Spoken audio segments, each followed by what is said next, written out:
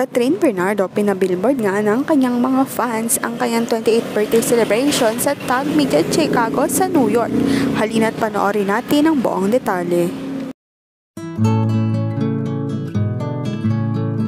Ganito kamahal at sinusuportahan ng mga fans si Catherine Bernardo dahil pinabillboard pa nga nila ang 28th birthday celebration ni Catherine Bernardo kung saan first time single siya at dahil hiwalay na sila ni Daniel Padilla.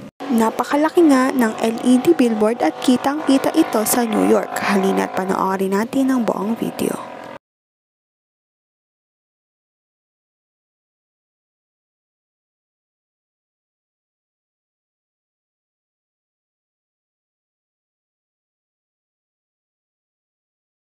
Abang-abang na nga ang birthday party na gaganapin mamaya sa birthday ni Catherine Bernardo.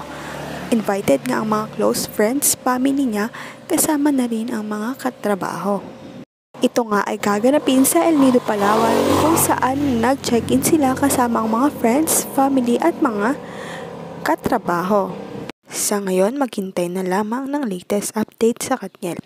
Huwag kalimutang mag-like at subscribe sa aking YouTube channel, Selyang Beats, para updated kayo sa mga balita. Maraming salamat po sa panonood.